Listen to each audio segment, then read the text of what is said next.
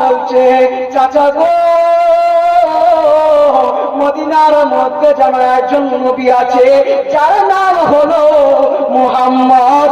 আওয়াজ খুলে বলুন সুবহানাল্লাহ। চাচা এই মুহাম্মদের সম্পর্কে আপনার ধারণা কি? মা আপনারা শুনুন আর ইমানকে তাজা করুন বাবাজি। এইবারও যেন বলতেছেন ও চাচা এই মুহাম্মদের সম্পর্কে আপনার ধারণাটা কি? আরে বন্ধু আমার, বাবাজি আমার, চাচা বলতেছেন ভাতিজা এই মুহাম্মদ অনেক চরিত্রবান, এনার অনেক তারিফ শুনেছি। আমার মনে হয় মুহাম্মদের মধ্যে এত সুন্দর চরিত্রবান আর কেউ হবে না। আওয়াজ করে বলুন না সুবহানাল্লাহ। খাবার ছেড়ে দিয়ে বলছে চাচা যদি মুহাম্মদ চরিত্রবান হয়, আল্লাহু আকবার, মুহাম্মদ যদি চরিত্রবান হয় চাচা গো তাহলে মুহাম্মদ যে এক আল্লাহর বলে যে এক আল্লাহকে মান, মূর্তি পূজা ছাড়ো ও চাচা আমরা কি নবী মুহাম্মদের কথা মানতে পারবো না? চাচা বলে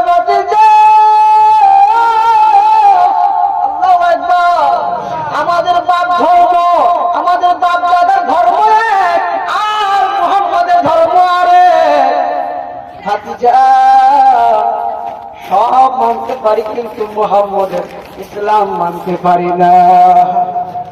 চাচা ভাতিজা বলতেছেন সুবহানাল্লাহ, আল্লাহ কবুল করুন, একসাথে দোয়া করে শেষ করে দেব। বাবা চাচা বলতেছেন ভাতিজা মুহাম্মদের ধর্ম মানা যাবে না। ভাতিজা বলে চাচা মুহাম্মদকে ভালো লাগে, মুহাম্মদ সাল্লাল্লাহু আলাইহি সাল্লামের চেহারা ভালো লাগে, কিন্তু মুহাম্মদের দিন ভালো লাগে না সাল্লাল্লাহু আলাইহি সাল্লাম। চাচা আমি তো সেই নবীর প্রেমিক হয়ে গেছি গো, আপনি যদি মুহাম্মদকে না মানেন, সাল্লাল্লাহু আলাইহি সাল্লামের প্রেমে না পড়েন, ওই নবীকে যদি আপনি না গ্রহণ করেন, ওই ইসলাম যদি গ্রহণ না করেন, চাচা আমায় ছাড়িয়া দেন, আমি আমার নবীর প্রেমিক হয়ে গেছি, আমি এখন যাব আর আমার নবীর কাছে গিয়ে কলমা পড়ে মুসলমান হয়ে যাব।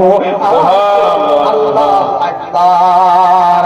বাবাজি ও বাড়ি গ্রামের বাবা যুবক একটু ইমান তাজ নিয়ে আসো গো। কেন মানবেন না?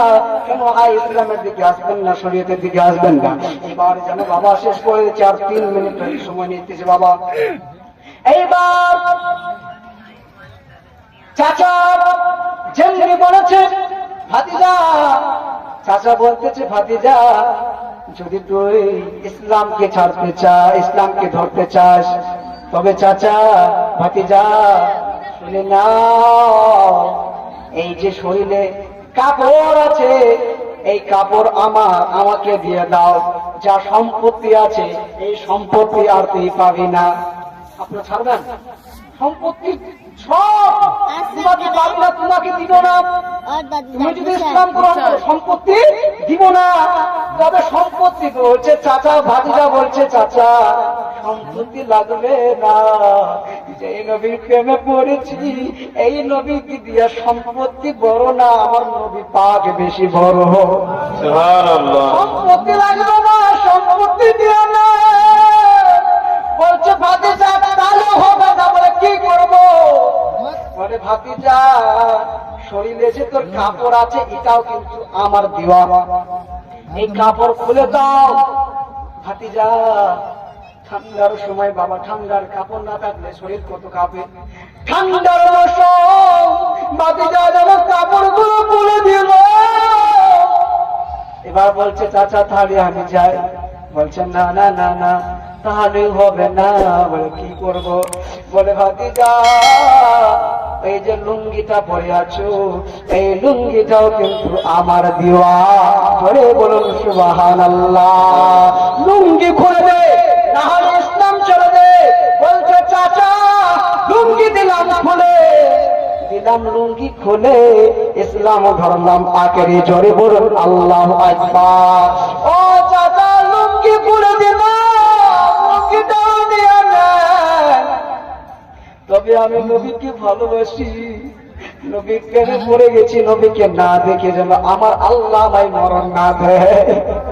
তুই রাজাইরা মা মরা ছেলে, বাবা মরা ছেলে, আরে মাও নাই বাবাও নাই, ওই ছেলের কিভাবে যত্ন হয় আপনারা সকলে জানে।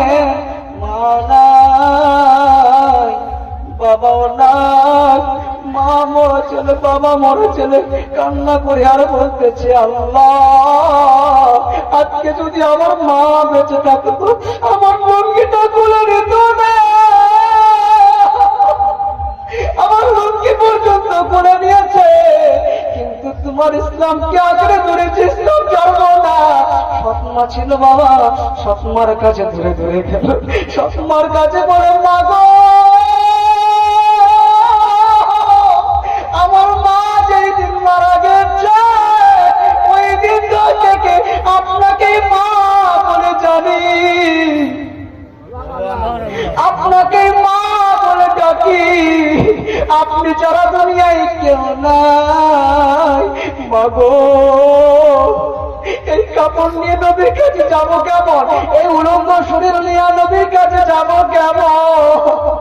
মা যদি একটা কাপড় থাকে কাপড়টা দেয়, আর ওই কাপড়টা নিয়ে আমি একটু নবীর কাছে যাই। মা গো নবীকে দেখার পরে যদি আমার মরণ হয় মনে দুঃখ থাকবে না, আর নবীকে না দেখার পরে যদি মরণ হয় অনেক কষ্ট হবে।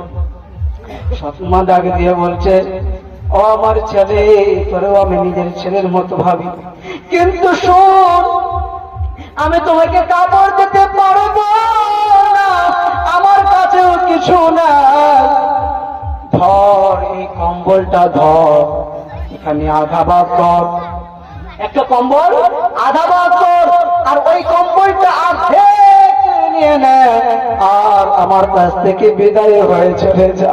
বলছে মা আর যে কম্বলটাও যদি দেন, হ্যাঁ মাগো দিয়ে দেন, দিয়ে দেন, দিয়ে দেন, দিয়ে দেন কম্বল নিয়ে। আহারে অনেক বড় ওয়াকিয়া, যদি ওয়াকিয়াটা গুছাই বলতাম বাবা, বলেছিলাম বীরভূমের জমিনে হাজার হাজার মানুষ কান্না করেছে, আমার মায়েরা কান্না করেছে বাবা, এই ওয়াকিয়াটা সম্পূর্ণটা আমি সিরিয়াল ভাবে বলার সুযোগ পেলাম না বাবা। বাবাজি ওই কাপড় নিয়া, ছোট্ট এখন কাপড় নিয়া রাস্তার সামনে বসে রইলেন, কখন নবী আসবে আর কলমা পড়ে মুসলমান হব। এইবার বাবা জানো আমার নবী জন্য অপেক্ষা করেছেন, শীতের বেলা অনেক ঠান্ডা করতেছে, ঠান্ডায় কাঁপতেছে, ঠান্ডায় যেন কাঁপতেছে, এইবার বাবা ঠান্ডায় যেমন কাঁপে এমন সময় বাবা নবী